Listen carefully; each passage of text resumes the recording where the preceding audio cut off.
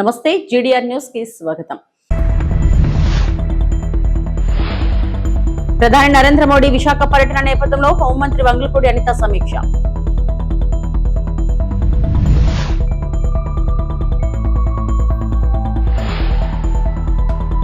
Formula ఈ car రేసులో నాంపల్లి కోర్టుకు కేటీఆర్ హాజరు.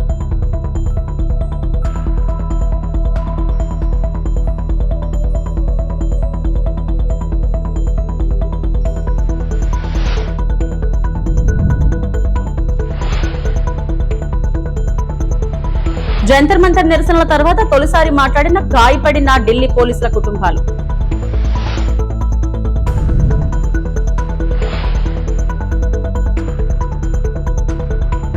ప్రధానమంత్రి శ్రీ నరేంద్ర మోడీ విశాఖపట్నం పర్యటన నేపథ్యంలో ఆనందపురం మండలంలో ఏర్పాటు చేసిన పార్కింగ్ ప్రాంతాలు, ప్రజలకు కల్పిస్తున్న సౌకర్యాలు, భోజన ఏర్పాట్లు, ఇతర మౌలిక వసతులను రాష్ట్ర హోంమంత్రి శ్రీమతి వంగలపూడి అనిత, మంత్రి శ్రీ బీసీ జనార్దన్ రెడ్డితో కలిసి పరిశీలించారు. ప్రధాని పర్యటన సందర్భంగా ట్రాఫిక్ సమస్యలు తలెత్తకుండా ముందస్తు ప్రణాళికతో చర్యలు చేపట్టాలని, ప్రజలకు ఎలాంటి సౌకర్యం కలగకుండా అన్ని ఏర్పాట్లు పూర్తి చేయాలని అధికారులను ఆదేశించారు. అన్ని శాఖలు పరస్పర సమన్వయంతో పనిచేస్తూ ప్రతి ఏర్పాటును నిరంతరం పర్యవేక్షించాలని, బాధ్యతాయుతంగా వ్యవహరించి ప్రధానమంత్రి పర్యటనను విజయవంతం చేయాలని హోంమంత్రి అనిత సూచించారు.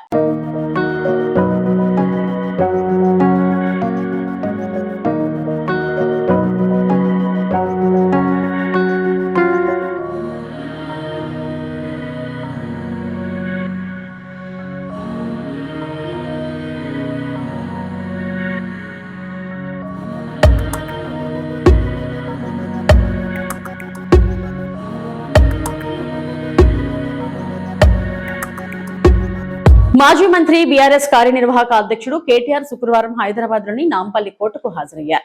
ఫార్ములా ఈ కార్ రేస్ కేసులో A1 గా ఉన్న కేటీఆర్ కోర్టుకు వచ్చారు. ఫార్ములా ఈ కార్ రేస్ కేసులో ఇప్పటికే ఏసీబీ ఛార్జ్ షీట్ దాఖలు చేసింది. ఈ కేసులో A2 గా ఉన్న ఐఏఎస్ అరవింద్ కుమార్, A3 గా ఉన్న మాజీ చీఫ్ ఇంజనీర్ బిఎల్ఎన్ రెడ్డిలు సమన్లతో తొలిసారి విచారణకు హాజరై వాటిని కోర్టుకు సమర్పించనున్నారు.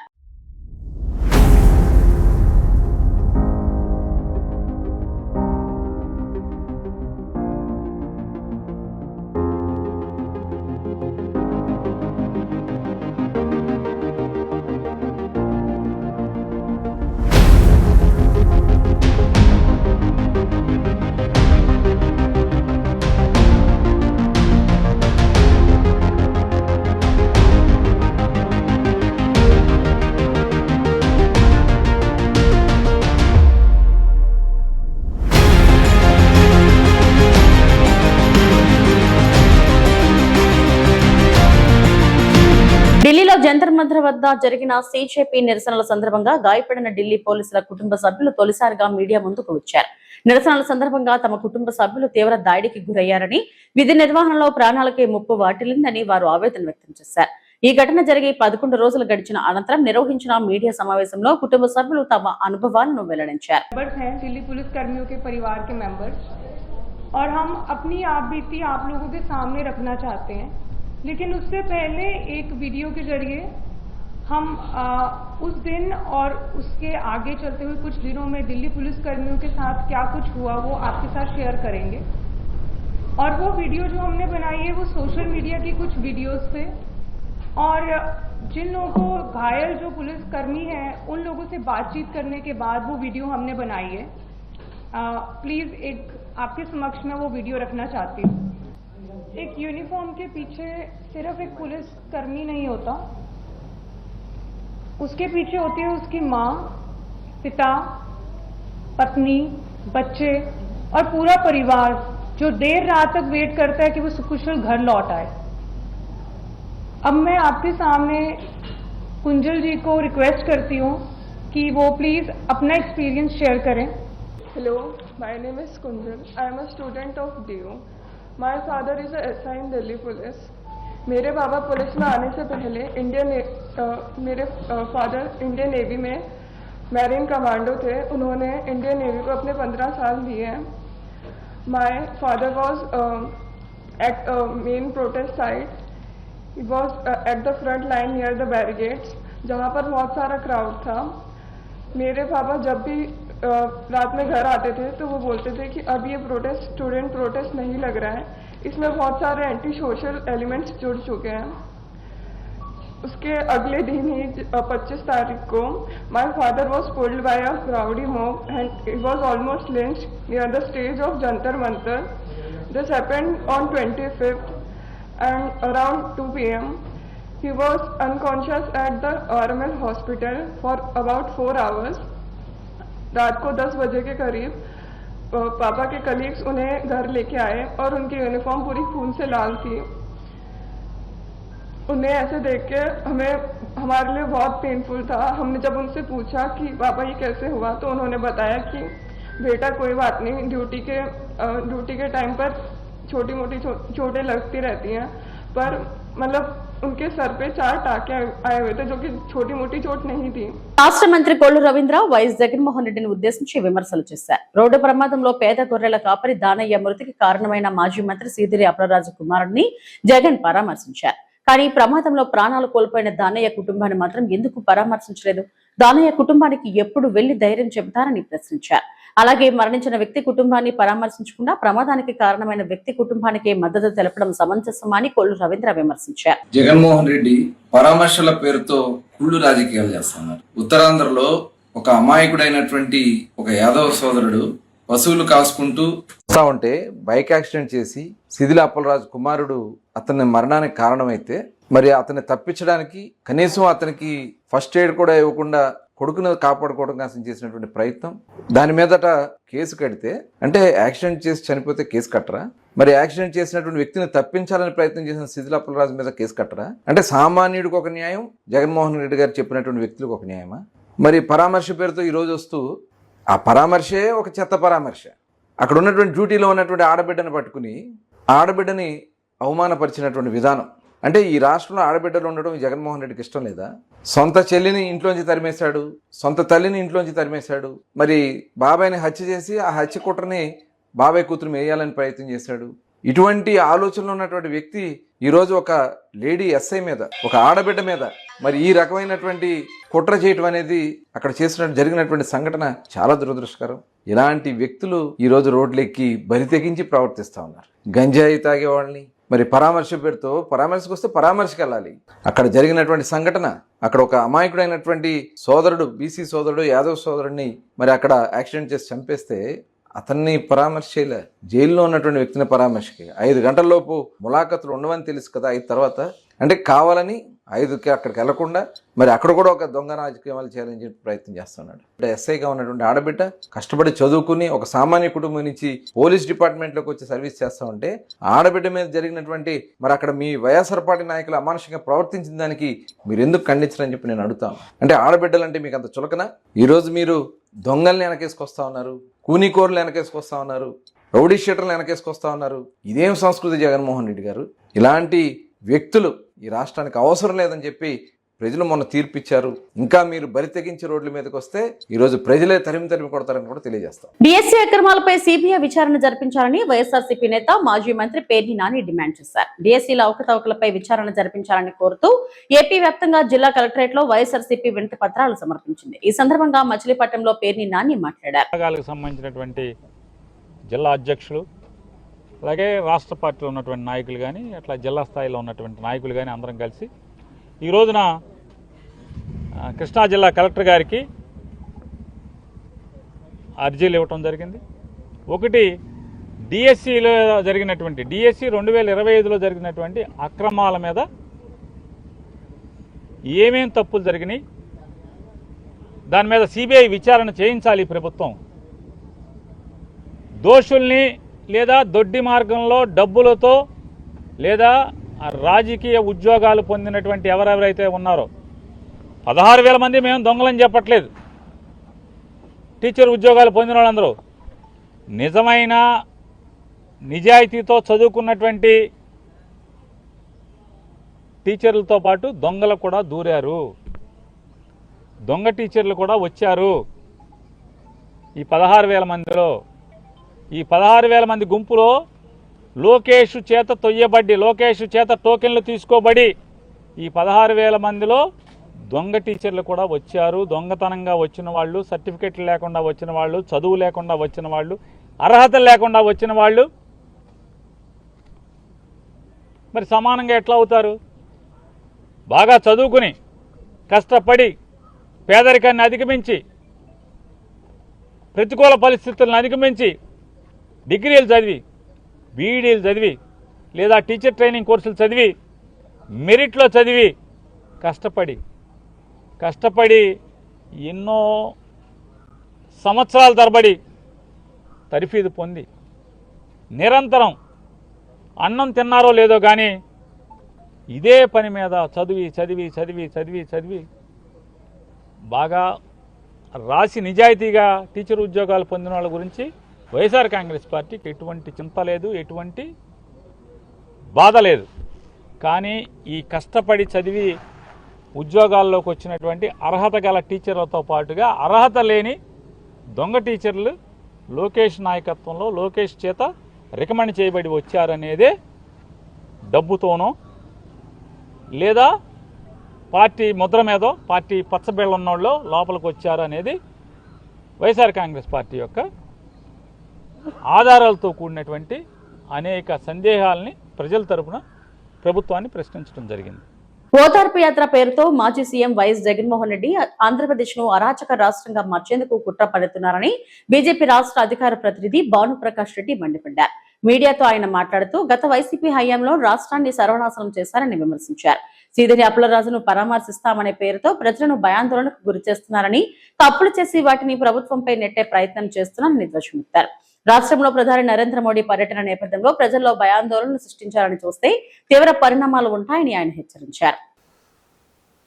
ఓదార్పు యాత్ర పేరుతో మాజీ ముఖ్యమంత్రి జగన్మోహన్ రెడ్డి గారు ఆంధ్రప్రదేశ్ని అరాచక ప్రదేశ్గా అరాచక యాత్రగా దాన్ని ముందుకు తీసుకుపోవాలని చెప్పి ఒక దురుద్దేశంతో ప్రశాంతమైనటువంటి ఆంధ్రప్రదేశ్ వాతావరణాన్ని కలుషితం చేయాలని చెప్పి ఒక దుష్ట ఆలోచనతో ముందుకు పోతున్నారు. ఇది మంచిది కాదు. జగన్మోహన్ రెడ్డి గారు మీ హయాంలో 2019 నుంచి 2024 వరకు ఆంధ్రప్రదేశ్లో అరాచకం రాజ్యం వెళ్ళింది. ఈరోజు మేము ప్రశాంతమైనటువంటి వాతావరణాన్ని ఆంధ్రప్రదేశ్ని స్వర్ణాంధ్రగా చేయాలని చెప్పి చంద్రబాబు నాయుడు గారు, పవన్ కళ్యాణ్ గారు, మాధవ్ గారు ఒక మంచి ఆలోచనతో ముందుకు పోతూ ఉంటే మీరు ఇట్లా మీ సిద్ధిరాజు వాళ్ళ బిడ్డ గుద్ది చంపేస్తే చనిపోయిన వ్యక్తికి 45 ఏళ్ళు కదా, అసలు వయసుకి యాక్సిడెంట్కి సంబంధమే ఏముందయ్యా? చనిపోయిన తర్వాత మొత్తం అక్కడ మ్యానిపులేట్ చేశారు, అక్కడ ఉన్నటువంటి సీన్ ఆఫ్ అఫెన్స్ని మ్యానిపులేట్ చేశారు. తప్పులు మీరు చేసి తప్పుని ప్రభుత్వం మీద నెట్టే ప్రయత్నం చేస్తారు. తప్పులు మీరు చేసి ఆ తప్పుని ప్రభుత్వం మీద నెట్టే ప్రయత్నం చేస్తారు. ఇది మంచిది కాదు. మీ ప్రభుత్వంలో గొడ్డలి పోటుని గుండుపోటుగా చేశారు, డిక్కీలో డ్రైవర్ శవాన్ని తీసుకెళ్లారు. ఈరోజు మళ్ళీ అదే పని మీ ప్రభుత్వం ఉంది కాదని చెప్పి ఒక భావనతో ఏదైనా చేస్తున్నారని చెప్పి ప్రజలు నవ్విపోతున్నారు. ఇప్పుడు ఉండేది ఎన్డీఏ ప్రభుత్వం. చంద్రబాబు నాయుడు గారు, పవన్ కళ్యాణ్, మాధవ్ గారి సారథ్యంలో ఆంధ్రప్రదేశ్ ముందుకు పోతోంది.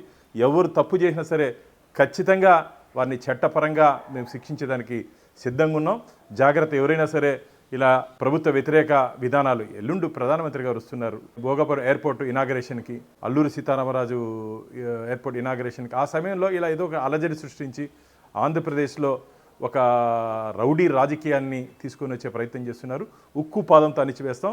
ఇది మంచిది కాదని చెప్పి జగన్మోహన్ రెడ్డి గారికి తీవ్రంగా హెచ్చరిస్తున్నాం. గత వైకాపా ప్రభుత్వ నిర్లక్ష్యం వల్లే నగరంలో సమస్యలు పేరుకుపోయాయని తిరుపతి టీడీపీ నియోజకవర్గ ఇన్ఛార్జ్ బేబీ శ్రీనివాస్ విమర్శించారు. కూటమి ప్రభుత్వ సంక్షేమ విజయాలను ప్రజలకు వివరించేలా శుక్రవారం తిరుపతి 4వ క్లస్టర్ పరిధిలోని 13, 14 డివిజన్ ఎన్డీఏ నగర్ లో డోర్ టు డోర్ కార్యక్రమం జరిగింది. Yadava corporation chairman Narasimha Yadav, cluster in-charge Sridhar Varma, Tatayyagunta ఆలయ చైర్మన్ మహేష్ యాదవ్, నాయి బ్రాహ్మణ కార్పొరేషన్ చైర్మన్ రుద్రకోటి సదాశివంతో కలిసి ఆయన ప్రతి ఇంటికి వెళ్లారు. కరపత్రాలు అందజేస్తూ లబ్ధిదారులతో మాట్లాడారు. ఈ సందర్భంగా జేబీ శ్రీనివాస్ మాట్లాడుతూ 20 ఏళ్ల క్రితం టీడీపీ హయాంలో వేసిన రోడ్లు, కాలువలు తప్ప గత ప్రభుత్వంలో ఎలాంటి అభివృద్ధి జరగలేదని దుయ్యబట్టారు. యూజీసీ సమస్యకు శాశ్వత పరిష్కారం, డివిజన్ లో యూజీసీ సమస్యకు శాశ్వత పరిష్కారం చూపుతామని జేబీ శ్రీనివాస్ భరోసానిచ్చారు. కాలువలు శుభ్రం చేయడం లేదని స్థానికులు కోరడంతో వెంటనే స్పందించిన ఆయన హెల్త్ అధికారులతో మాట్లాడి సమస్యను పరిష్కరించాలని ఆదేశించారు. ఈ కార్యక్రమంలో క్లో క్లస్టర్ ఇన్ఛార్జ్ శ్రీహరి నాయుడు, 13వ వార్డు అధ్యక్షుడు సుబ్బయ్య, 14వ వార్డు అధ్యక్షుడు జస్వంత్, యూనిట్ ఇన్ఛార్జీలు రవి, వాలుముని, యశోద, సుబ్రహ్మణ్యం తదితరులు పాల్గొన్నారు. లేదు ఇక్కడ నుంచి మున్సిపల్ అట్లా మహా ఇక్కడ నుంచి నేరుగా మున్సిపల్ వచ్చిపోతాం డ్రైనేజ్ నీళ్ళు అన్ని సమస్యలు మాట్లాడి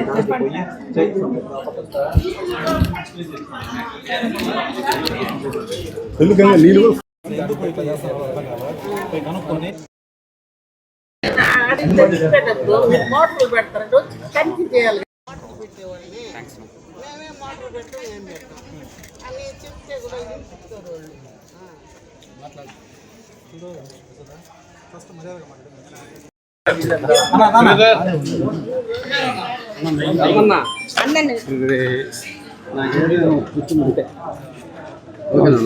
ఓకేనా.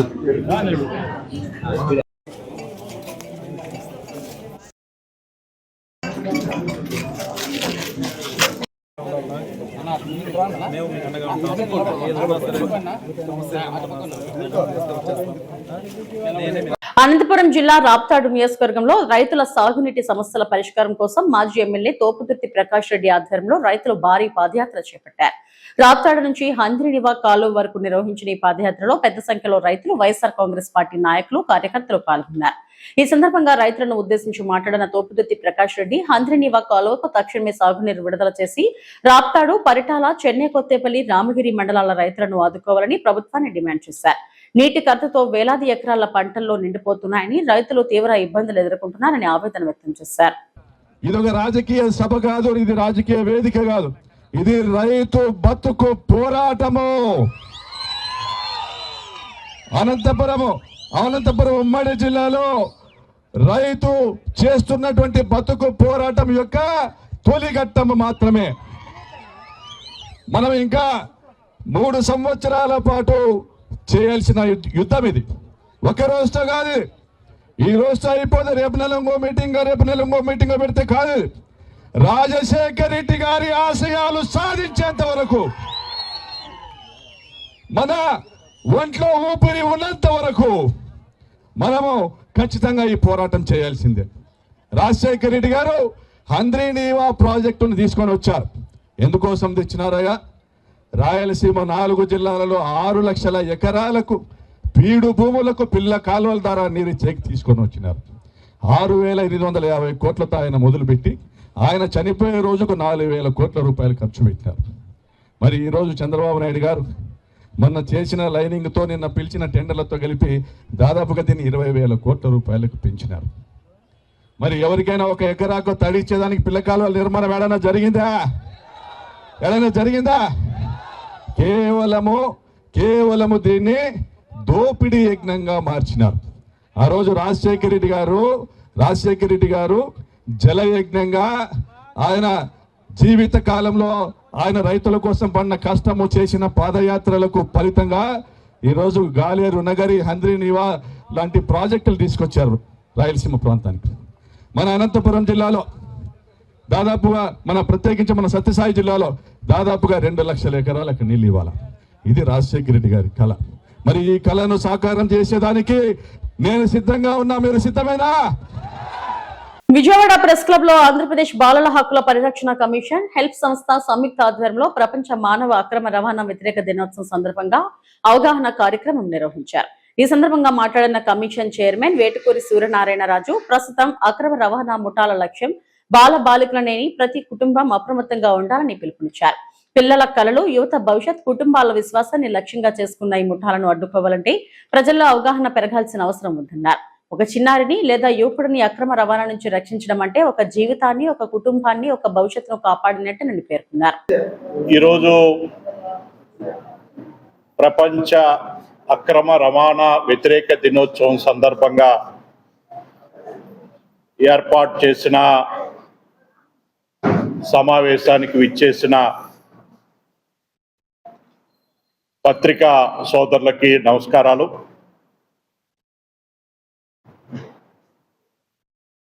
జూలై 30వ తారీఖున ప్రపంచవ్యాప్తంగా అక్రమ రవాణా వ్యతిరేక దినోత్సవంగా మనం ప్రతి సంవత్సరం జరుపుకుంటాం.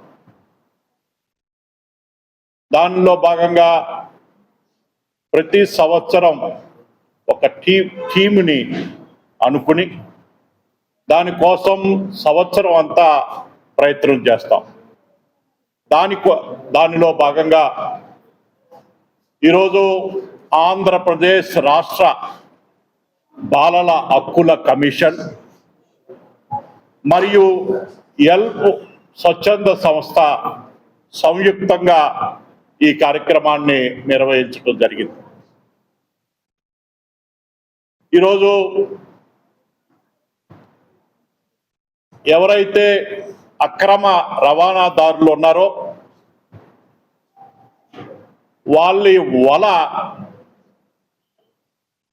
అనేక మంది బాలలు కానీ యువకులు కానీ వాళ్ళు వలలో పడి వాళ్ళు నేరస్తులు కానప్పటికీ నేరగాళ్ళుగా మిగిలిపోతూ ఉన్నారు. దాన్ని ప్రజలలో అవేర్నెస్ తీసుకురావాలి. అక్రమ రవాణాదారుల పట్ల ఎటువంటి జాగ్రత్తలు తీసుకోవాలి. ఇవి ఇప్పటివరకున్న బులెటిన్ అప్డేట్స్.